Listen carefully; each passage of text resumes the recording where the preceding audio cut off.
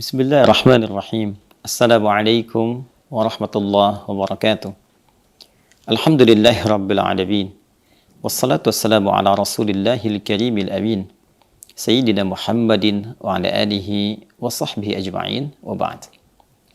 Saudara-saudariku, di era Nabi Muhammad SAW menyampaikan risalah Islam, terdapat beragam respon yang lahir dari aneka kelompok masyarakat pada saat itu.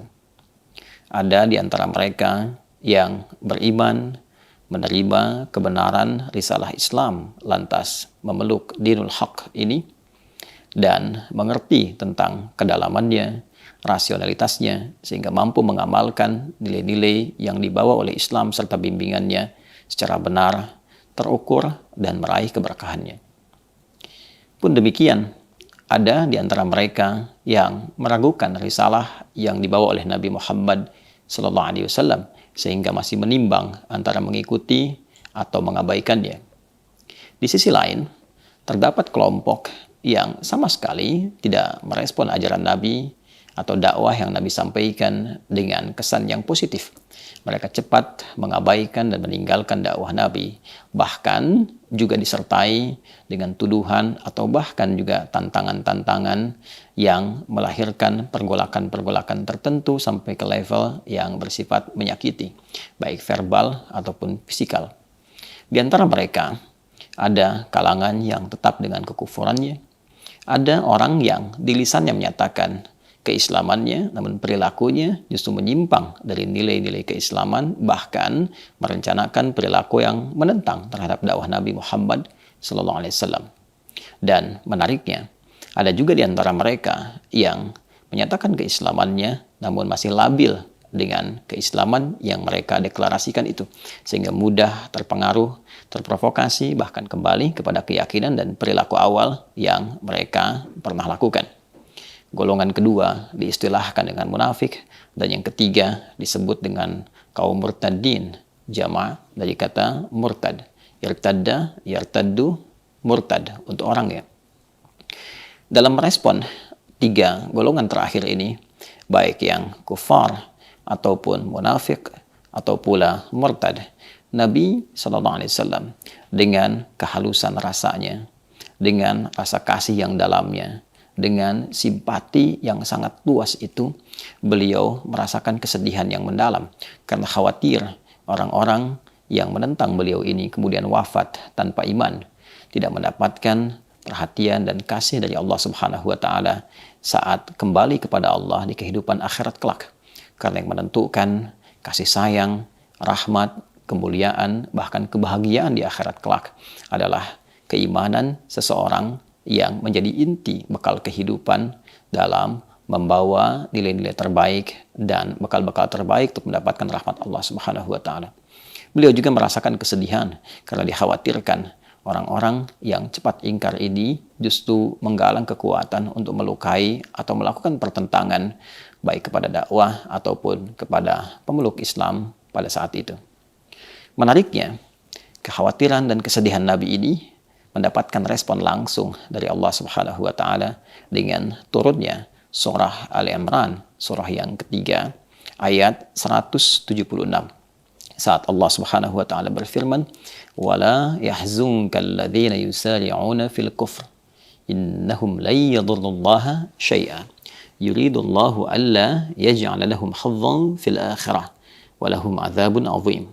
Demikian Allah berfirman di Quran surah ketiga Ali Imran itu ayat 176. Wala yahzunkal ladzina yusari'una fil kufr. Ya Muhammad sallallahu alaihi wasallam, tidak harus respon kekufuran mereka yang cepat itu, yang menghindar dari dakwah itu, yang melakukan pertentangan itu, menjadikan engkau cepat merasakan sedih yang mendalam.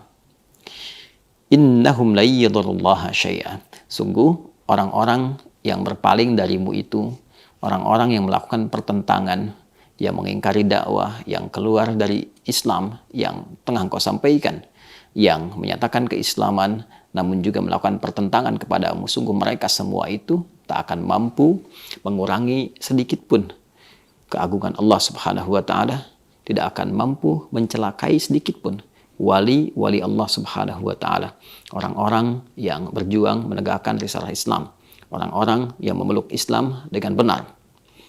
Yuridullahu alla yaj'ala lahum hazzan fil akhirah. Justru perilaku mereka itu menjadikan hukum berlaku untuk mereka, yaitu hapus gugur semua amalan-amalan yang pernah mereka lakukan sehingga tidak mendapat peluang sedikit pun meraih balasan terbaik ataupun pahala di sisi Allah Subhanahu wa taala saat kembali ke akhirat. Walahum adzabun azim, dan disiapkan balasan yang setimpal untuk mereka berupa hukuman yang sangat berat.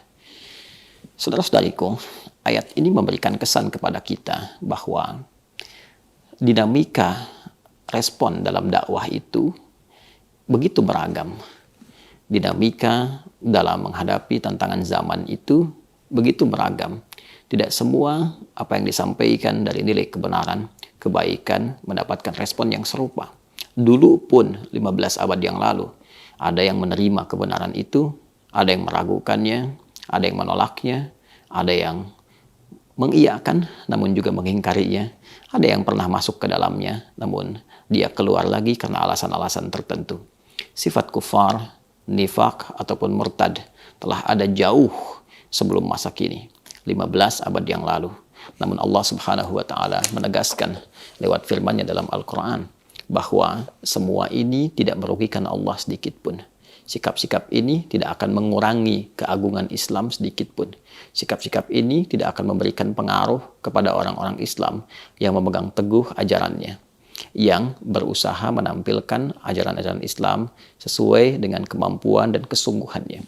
Karena itu, kita memohon kepada Allah Subhanahu wa taala yang pertama diberikan kekuatan untuk bisa mengamalkan dan meyakini ajaran Islam sampai kita wafat kembali kepada Allah Subhanahu wa taala. Wala tamutunna illa wa antum muslimun.